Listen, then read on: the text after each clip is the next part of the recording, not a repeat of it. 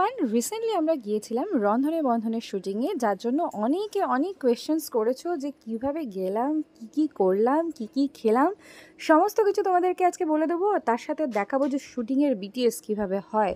ভিডিওটা ভীষণ ভীষণ ভীষণ ইন্টারেস্টিং হতে চলেছে, শেষ পর্যন্ত দেখার জন্য অনুরোধ রইল। অনেক কিছু জানতে পারবে। আর যারা যারা রন্ধনে বন্ধনে যেতে চাও সেইটারও আমি কিছু টিপস দিয়ে দেবো।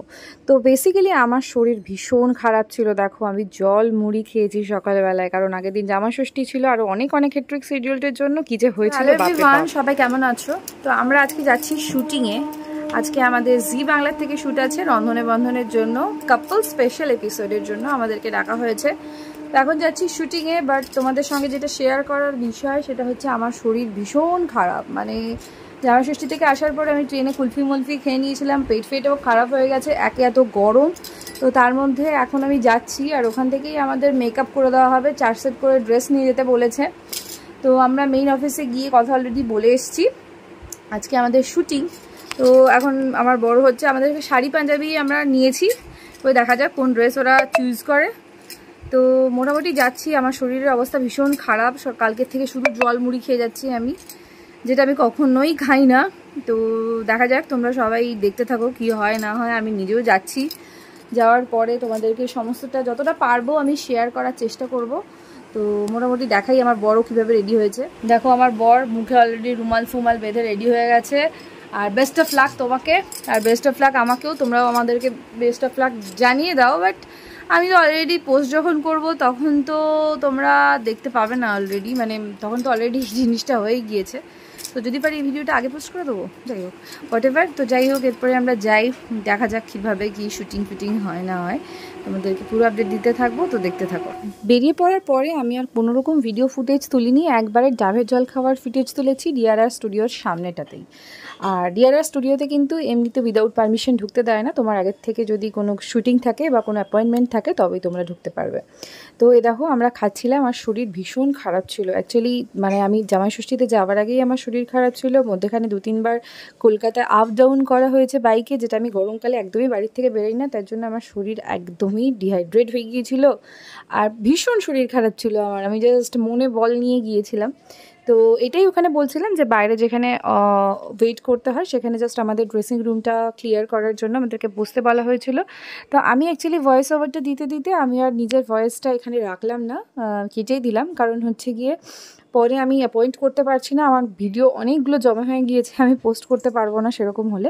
তো তোমাদেরকে আমি অনেক ইনফরমেশন দেবো ভিডিওটার থ্রু দিয়ে। তাহলে তোমাদেরকে দেখিয়ে দিলাম ডিআরআর স্টুডিওর বাইরে যে সেটআপটা, যেখানে বসার জন্য দেওয়া হয় একদমই। আমাদের গ্রিন রুম যদি ফাঁকা হয়ে যায়, মেকআপ রুম, ড্রেসিং রুম, তারপরে আমাদেরকে রুমটা দিয়ে দেওয়া হবে। আর এই দেখো, চুড়ি ফুড়ি আমার হাতেই থাকে, যদিও বিয়ের সময় যেগুলো পরেছিলাম ওগুলো পরে চলে এসেছি। আংটি সবকটা পরিনি, কারণ রান্না করতে হবে, তাই 2-1টা যেগুলো হাতের সামনে ছিল ওইগুলোই পরে নিয়েছি। আর এই নিয়ে আমাদেরকে এখন জিজ্ঞেস করতে এসেছিলো যে ব্রেকফাস্ট করবেন কিনা, কিন্তু গ্যারেন্টি এখানে লুচি কিছু খেতে দেওয়া হবে, দ্যাটস ওয়াই আমি খাবো না। তো আমার বড় খাবে না, কারণ ও ব্রাউন ব্রেডস খেয়ে এসছে, আর আমি তো দেখলে জল মুড়ি খেয়ে এসেছি। দুপুরের এখানে লাঞ্চেরও ব্যবস্থা আছে, বা শরীর খারাপ নিয়ে আর কী করে লাঞ্চ ফাঞ্চ করবো আমি জাস্ট কিছুই বুঝতে পারছি না। তো এটাই হচ্ছে ব্যাপার। আর আমাদের মুখের অবস্থা দেখেছো, সিঁদুরটাও অল্প করে এসেছি মেকআপের প্রবলেম যাতে না হয়। তো চলো দেখা যাক কত দূর কী হয়। অবস্থা দেখে নাও। হ্যাঁ হ্যাঁ, মানে তুমি নিজেকে ভালোই লাগছে, খুশি হয়ে গেল তুমি।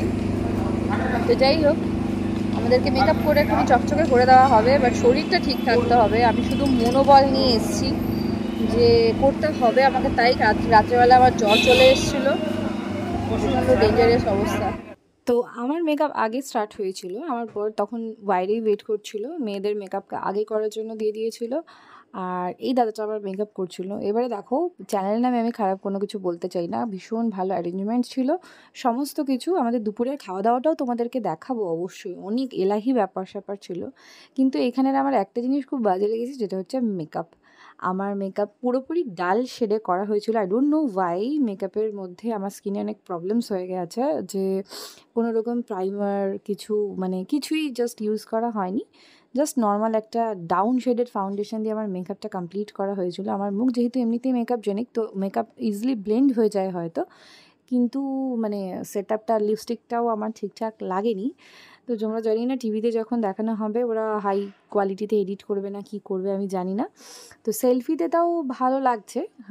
আর আমার ক্যামেরাতে হয়তো এইখানের ফুটেজটা ভালো এসছে, তোমরা হয়তো বুঝতে পারবে না, কিন্তু আমি জানি না যে ক্যামেরাতে কীরকম দেখতে লাগবে, তাই আগের থেকেই কিন্তু আমি এই ব্যাপারটা সারেন্ডার হয়ে গেলাম। যেহেতু আমি প্রফেশনে মেকআপ আর্টিস্ট, তো সবাই যদি আমাকে ভাবো যে এইটা মেকআপটা আমি করেছি, দ্যাটস ওয়াই আমি আমার প্রফেশনটাকে বাঁচানোর জন্য বলে দিলাম আমি কিন্তু এই মেকআপটা করিনি। এখানে দেখতে ভালো লাগছে, সেলফিতে তুলেছি, ব্যাক ক্যামেরার ফুটেজগুলো আমার পার্সোনালি ভালো লাগেনি। এখানে আমার বরের মেকআপ করা হচ্ছিলো, বরের কেমন লেগেছে বরই বলতে পারবে। এইখানে বরের মেকআপ করা হচ্ছে, বাট ওর মেকআপটা তাও ঠিকঠাকই ছিল। আমার থেকে তো ওকে লাইট শেডের মেকআপ করা হয়েছে, আমি জানি না কী শেড অনুযায়ী আমার মেকআপ করা হলো, আমি ভীষণ অফেন্ড হয়ে গিয়েছিলাম। বাট ওখানে আমি কিছু বলিনি, বিকজ এটা টিভি শো। তো আমার নিজের খুব একটা ভালো লাগেনি, লিপস্টিকটাও ভালো লাগেনি।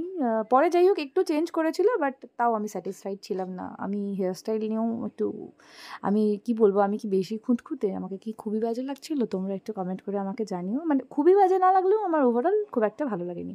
যাই হোক, নেগেটিভিটি অনেক বলে দিলাম, আর নেগেটিভ ব্যাপারটা নয়, ব্যাপারটা ভীষণ পজিটিভ। আমি ভীষণ খুশি ছিলাম।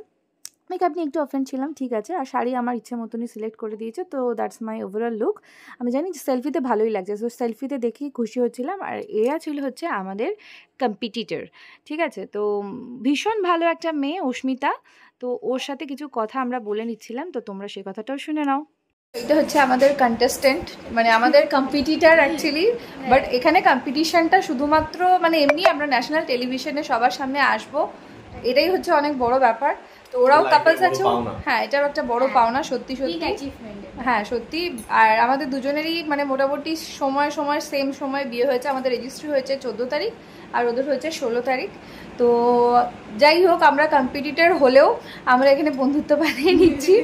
তো টেলিকাস্ট যখন আমাদের হবে দুজনেই দেখবো, যেই জিতবে তার জন্য বেস্ট অফ লাক। কোনো রকম কারণ মনে কোনো রকম ইয়ে নেই, একসাথে আমরা শুধু মানে সবাইকে দেখাবো, তো এটাই অনেক বড় ব্যাপার। তো চলো দেখাবো। আরো দাদাও আছে, দাদাও এখন চেঞ্জ করতে গেছে। আর এই যে আমার বর, এই যে তো যাই হোক, ওরাই আমাদেরকে রেডি করে দিয়েছে। হ্যাঁ দাদাকে ক্যামেরা নেবো, একদম নেবো। আমি বারবার সেলফিতে নিজেকে দেখছিলাম, কারণ সেলফি ক্যামেরায় তো আমার নিজে মনে হচ্ছিল একটু ভালো লাগছে। দেখো আমাদের কম্পিটিটর আজকে, এটা হচ্ছে দাদাকে তখন ভিডিওতে দেখাতে পারিনি। আর এই যে এটা হচ্ছে দিদি, যেটা হচ্ছে তো হচ্ছে গিয়ে না, এটা সম্মানের ক্ষেত্রে বলতে হয়। তো আমাদের দুজনকে হচ্ছে গিয়ে দেখতে পাবে কম্পিটিটর হিসেবে। আমরা ব্লু পরেছি, ওরা পরেছে গ্রিন।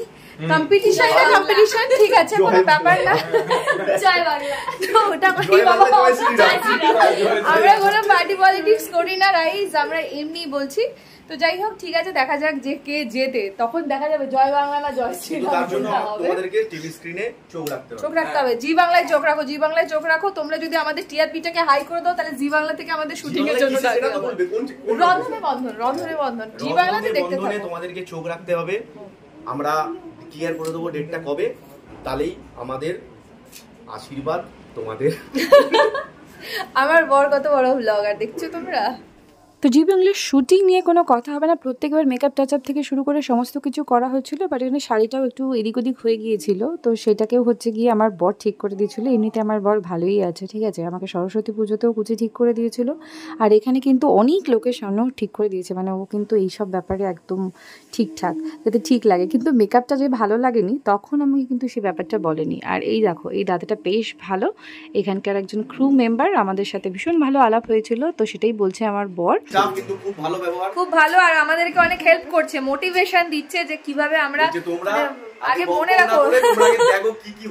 না না না, উনি ঠিকই বলছেন। অ্যাকচুয়ালি এখন কথা বলাটা আমরা নিজের ফোনের সামনে কথা বলছি, ঠিক। কেন ওনারা আমাদের মতো এরকম 10 জনকে দেখিয়ে সারা দিনে, অ্যাকচুয়ালি যারা কেন 1000 জনকে দেখছি, আমরা এখন এত কথা বলছি ক্যামেরার সামনে কথা বলাটা কিন্তু নট আ ম্যাটার অফ কথা, যে ক্যামেরার সামনে যেরকম আমরা বলি যে চুনের দাগের খেলা আর একজনের সামনে খেলা তফাৎ আছে, ক্যামেরার সামনে অনেকে নার্ভাস হয়ে যায়। হ্যাঁ, নার্ভাস হয়ে যায়, একদমই ঠিক। তো অনেক বেশি বলছে। আর এদিকে এরা রিহার্সাল করছে, দেখো এরা কি কি বলবে কি করবে সমস্ত কিছু রিহার্সাল করছে।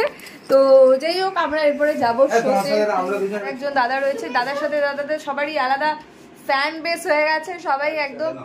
তো আমরা যদি ভবিষ্যতে আবার কখনো এদিকে আসি, তাহলে সবার সাথে আলাপ ফালাপ তো হবেই অবশ্যই। তো এরা এখন ফটো সেশন চলছে। Very good. আমার বউ খাবে না বেশি, না না আমি অল্পই খাবো। এখানে অনেক খাবার দাবার রয়েছে, দেখে নাও। মাছ নেব, মাছ, চিকেন রয়েছে, পটল রয়েছে, ডাল রয়েছে। অল্প ভাত নিও তাহলে। আমার বর আমাকে শিখিয়ে দিচ্ছে আমি কি কি খাবো না খাবো। আমাকে একদম অল্প ভাত, ডাল আর মাছ দিয়ে দেবেন। দেখো আমার বর ভাজা খাবে বলছে, অনেক কিছু আছে এখানে। দেখো ভাজা রয়েছে, ডাল রয়েছে, মাছ রয়েছে, পটল রয়েছে, এখানে আরো মাছ রয়েছে, এখানে চিকেনও রয়েছে, অনেক খাবার রয়েছে। আমরা এখন খেতে বসে গেছি। আমি নিয়েছি মাছ, আমি মাটন চিকেন কিছু নিয়ে নিই। মাটন ছিল না, চিকেন ছিল। রেসিপি আমরা মাটন দিয়ে রান্না করছি। গাইস বাইরে প্রচণ্ড গরম, প্রচণ্ড গরম। আমরা জাস্ট খেতে খেতে পুরো, আমি তো ঘামি না সেটা তো তোমাদেরকে বলেইছি। তো প্রচণ্ড গরম, সবাই এখানে মানে একদম বিতৃষ্ণ হয়ে যাচ্ছে। যাই হোক, মেকআপের পরে খাওয়া দাওয়া কেন করতে দিল বুঝতে পারলাম না, যাতে আমার মেকআপটা আরও খারাপ হয়ে গেল। তো যাই হোক, তারপরে আমরা গিয়েছিলাম শুটিং ফ্লোরে। এখান থেকে সব পজিটিভিটি আমি বলি। শোটে কিন্তু আমাদের পুরো জায়গাটা এসি ছিল। আর এখানে দিদি নাম্বার 1-এরও শুটিং হয়, এখানে রন্ধনী বন্ধনেরও শুটিং হয়। শুটিংয়ের ফ্লোরটা দেখে নাও। অনেকেই ভাবে এগুলো কিন্তু একটা বাড়ি, কিন্তু অ্যাকচুয়ালি শুটিংয়ের পুরোটাই কিন্তু সেটের উপরে হয়। এটা প্রত্যেকটা সেট আলাদা আলাদাভাবে চেঞ্জ করে। এখানে আগে আমি একবার এসেছিলাম, তখন এই জায়গাটাতে দাদাগিরির শুটিং হতো, কিন্তু মধ্যেখানে শুনেছিলাম যে এখানে আগুন লেগে যায়। তো ওর জন্য হচ্ছে গিয়ে সেট আপটা ওরা মাঝে মাঝেই এদিক ওদিক থেকে চেঞ্জ করে, ভীষণ সুন্দর করে সেট আপ হয়। আর দেখেই নিশ্চয়ই যে আমার বর, আমরা পিছন দিকটাতে বসেছিলাম, আমাদের আগের রাউন্ডের তখন শুটিং চলছিল। আর এখানে দেখে নাও, বরকে মাইক লাগানো চলছে। আমাদের কিন্তু মাইক ফাইক লাগিয়ে দিয়ে পুরো সেট আপ করে দিয়েছিল। আর এখানে আমাকে তো একদমই কালো লাগছে, আমি ভীষণই অফেন্ড ছিলাম। যাই হোক, ঠিক আছে, কোনো ব্যাপার না। শুটিংয়ের আগে সমস্ত জায়গার ফুটেজগুলো তোমাদেরকে একটু দেখাই। আমি আমার লুকটা নিয়ে একটু অবজেসড হয়ে গিয়েছিলাম।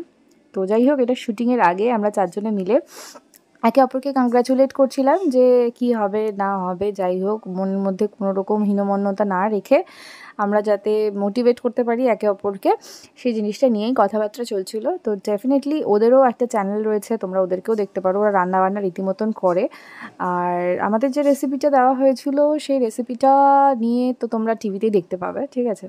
তো যাই হোক, এখানে দেখো আমার বরকে মোটামুটি সেটে যেতে পেরেছি, এটাই অনেক বড় ব্যাপার আমাদের জন্য, আমার জন্য অ্যাটলিস্ট। কারণ জি বাংলার মতন একটা পর্দায় আমাদেরকে দেখানো হবে, সেটা একটা বিগ অ্যাচিভমেন্ট ফর মি। আর আমার বর আগে যদিও জি বাংলার পর্দায় একবার কাজ করেছে, কিন্তু আমি কখনোই করিনি টিভির পর্দায় কাজ। আমি ছোটোবেলায় তারা বাংলায় আমাকে একবার দেখানো হয়েছিল, একটা সৌমিক বলে একজন সিঙ্গার রয়েছে, তার সাথে আমি কাজ করেছিলাম, মানে দেখিয়েছে আমাকে, নাচ করেছিলাম আমি, একটা ছোট্ট ছিলাম তখন আমি একদম। কিন্তু টিভির সেটে এত বড় চ্যানেলে এভাবে আমি কখনোই কাজ করিনি, বা এটা পুরো প্রফেশনালি কাজ একটা, যেরকম লাইটস ক্যামেরা অ্যাকশনের কাজ, সেটাই। তো আমার বর মোটামুটি আছে এনার্জেটিক। আর তো তোমরা দেখতে, একটা ভিডিওতেই বেশি দেখাতে পারবো না, এরপরে শুটিংয়ের ভিডিও তোমাদেরকে অন্য ব্লগে দেখাবো। আজকের মতন আপাতত এইটুকুনি। তোমরা ভিডিওটাতে দেখো, লাইক করো, কমেন্ট করো, শেয়ার করো। আর আমাদের এপিসোডটা কবে টেলিকাস্ট হবে আমি ডেফিনেটলি তোমাদেরকে যত তাড়াতাড়ি পারবো জানিয়ে দেওয়ার চেষ্টা করব। আমরা কি রান্না করেছি না করেছি সমস্তটাই তোমাদেরকে পরে আমি আপডেটস দিতে থাকবো। তো যাই হোক, একটা ভালো জায়গায় গিয়েছি, ভালো ভালো ব্যাপার স্যাপার। আর আমরা যেহেতু মডেলিং করি, মডেলিং আর শুটিং দুটো পুরোপুরি আলাদা ধরনের, অনেক রকমের আপডেটস তোমরা পেতে থাকবে। তো তোমরা দেখতে থাকো আর চ্যানেলটাকে অবশ্যই ফলো করে রাখো।